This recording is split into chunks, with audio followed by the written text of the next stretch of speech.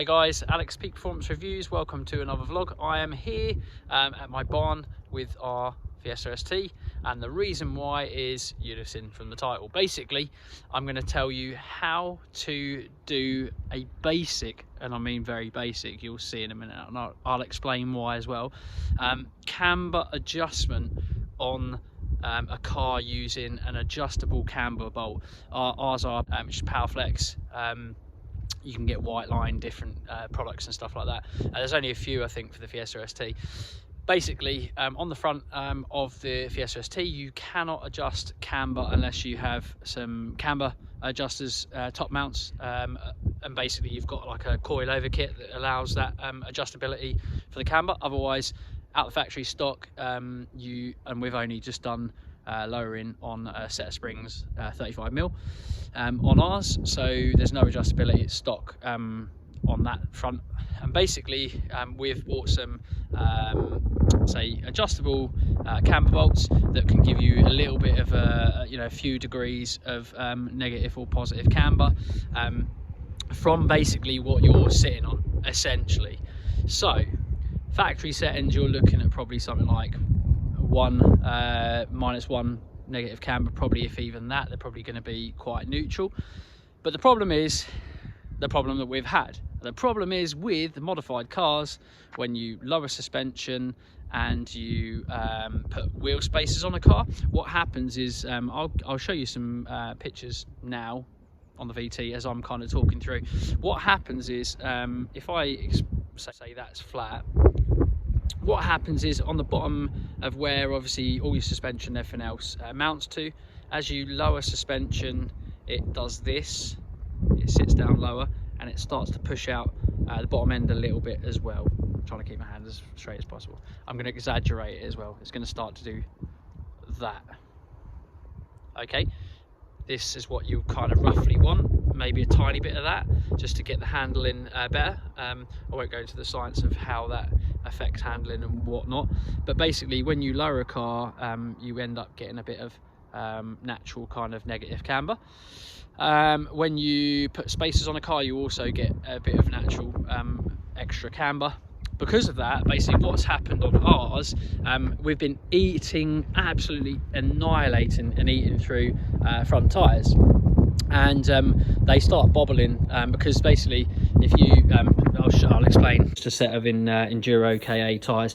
Now if obviously you add camber to a car, what happens is, you probably will see it because it's quite aggressive on our car. What happens is it does that, negative camber. What happens when you get negative camber, the tyres basically do that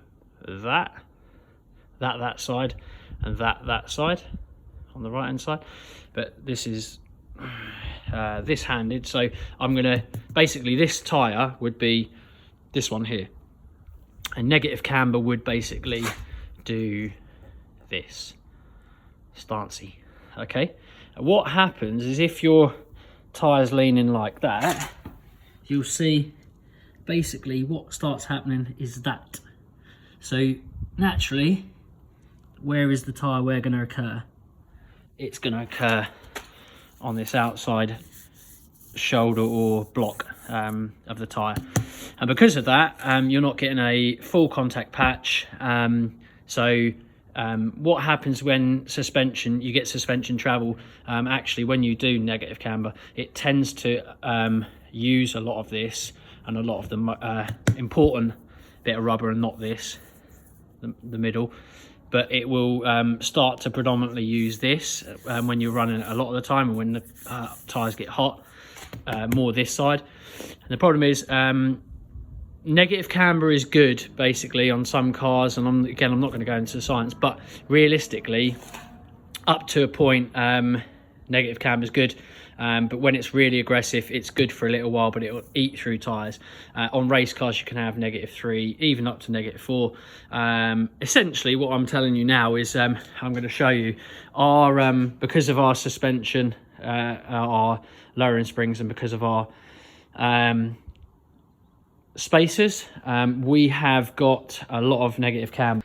Basically, I'll call it ghetto, but I'm not advising this. I'm advising you to potentially put these on and do it this way, only to kind of go and get your geometry set up somewhere else. So I'm going to put these, it's absolutely pathetic, but lots of places will not fit camber bolts for you because they're not OEM parts, which is ridiculous. So unless you go to an a kind of tuning place, they will fit these camber bolts, but a lot of places around my way don't want to fit just a set of camber bolts and adjust them. So I'm going to put them on myself and then let someone do it, which is ridiculous really. But I'm going to adjust it myself and try and do it almost by eye, which is not great, but it's not going to stay like that for long. We're going to put them on, and I'm going to do a little bit of kind of positive, not positive camber, but rather than being -4, I'm going to try and get it to about -2, -1 by eye, and then it's going to go to a tyre alignment geometry place, and they'll do it for us when it's there again. So I think by eye I should be able to get a bit more camber, or a bit more. I'll get it to -2 camber rather than -4, hopefully, or around that. But yeah, watch on, I'll show you how it's done and what you do and how you fit the camber bolts. First, and like I said, this is ghetto. I'm not condoning it, I'm not saying you should do it. I've got a spirit level, big one at that. It's probably too big actually. Ideally you want a level ground, but it's not going to matter today because there's no way I can get actually this measured correctly anyway. So this is a straight edge, and from the bottom of the tyre, basically, where, because these are like these Michelin Pilot Sport 4s, actually I forgot to say that I'm now running Michelin Pilot Sport 4s instead of NS2Rs, and they are friggin' excellent. They're amazing. They're definitely better than the NS2R, so I'm glad I've taken them off. So basically I can only go to the bead protector, which is fine because it's going to be a flat edge, to the top of the bead protector, and then up against the arch of the actual car. And basically I have, if you can see, you probably can't quite see, I've got a little bit of a gap, probably can't see, but basically there's a little tiny air gap, probably about 1 millimeter thick, actually about 2 mil actually, which is great. So if we can get this tire to turn in that way, basically that is going to be removing the negative camber and taking it from, you know, -4 to closer to -2 perhaps.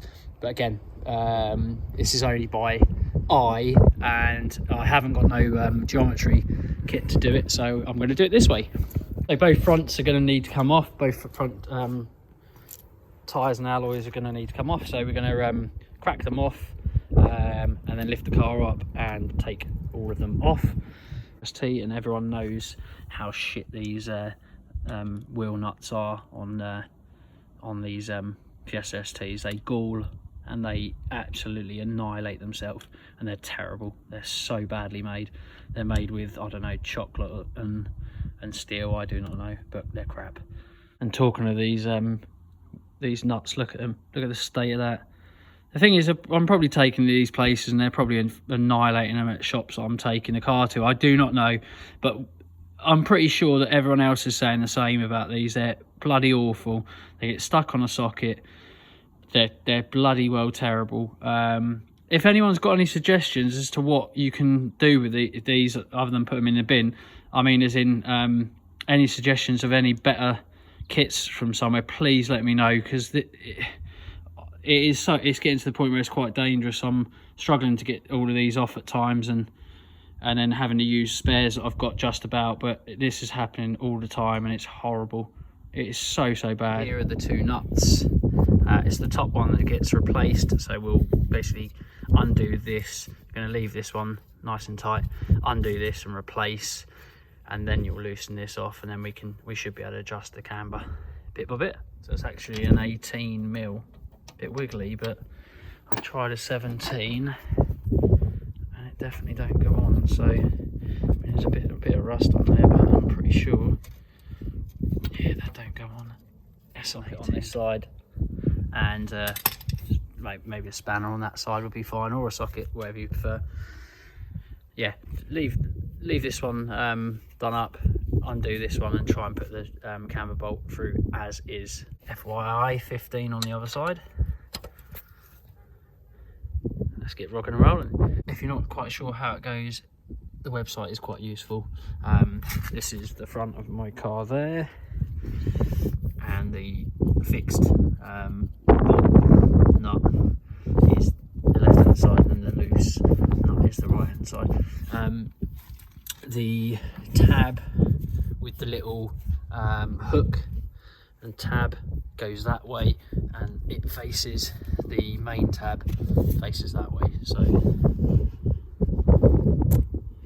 see that? That's how it goes. You'll feel it kind of almost lock in, and then you can just do it up, and then obviously start to loosen at the bottom and play around with the settings. Obviously the kit is completely different size to the standard fittings, so that's fine. They're probably equal each side. They look like they're probably about 15 mil, so let's check. 15 mil, yeah, spot on. I'll just double check in case it's smaller. It's loose and it's not actually that size, so I'm trying the 14, don't go on, so it is a 15. Right, so I've done it up all just loosely, almost hand tight or just slightly loosey goosey.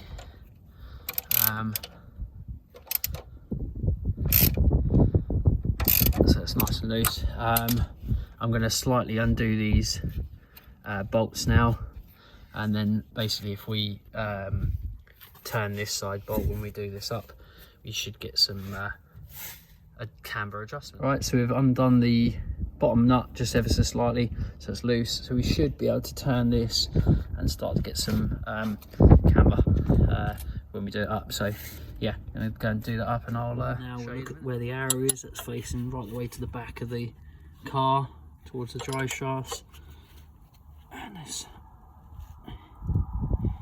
loose enough. Move this. Now what happens is the little cam lobe that's inside on the bolt, as you adjust this, see, I'll show you from the other end. Turn it that way.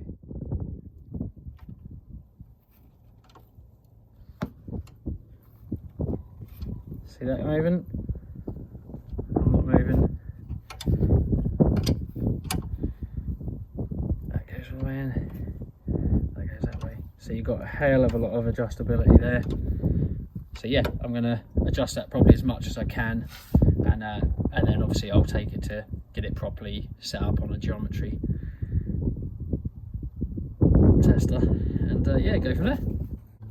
So yeah, just take note, there is a little arrow. You probably can see the arrow is facing towards there, and I want to probably bring it fully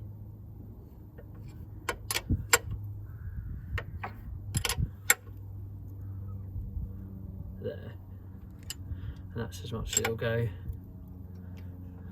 Now the key is now to obviously do everything up while not allowing that to turn, so you've got to keep that nice and tight with your wrist and just do it up, and that should then keep the camber exactly where it is, pushed out as far as we wanted it to. So hopefully that will help no end. Just double check for reference. Yee, arrow is facing where I want it to. Maximum. Happy days. Although my car's not going to look all stancy anymore, it should stop eating tyres, but like I say, we'll get the geometry set up properly, but I'm happy. So yeah, now as we said, or increased the gap, sorry, before there was a little gap, we expected to be able to increase the gap even more. So yeah, it's done what it needed to do. Before, the gap was about 2mm to increase the tyres going that way. Obviously you want the gap to be bigger, so we've gone from roughly what was about 2mm to probably about, I reckon, 4mm. So I wouldn't be surprised if we've got a good couple of degrees there, which is roughly what I'm after. So like I say, we'll take it to have proper geometry alignment, and we will see how we get on. And obviously the fact is it can be now adjusted, which will be awesome. Yeah, excuse it for excuse the poor lighting. It's dark. It's taken me a lot longer to finish the car than I thought, but it's done. Done it by eye. This side looks like I've got probably negative or close to positive. This side looks probably close to -1, so it will need playing around with. It's not going to be dangerous to drive, so it just needs alignment fairly soon though, to be fair. So we'll adjust the settings, and yeah, essentially that's how you do it anyway. So yeah, get yourself some adjustable camber bolts if you're in the same predicament as I've been in for quite a while, actually, a good half a year. But we're sorting it out anyway. But anyway, guys, thank you so much for watching. As always, like, share, comment, subscribe, and we'll see you again in the next one. Bye for now.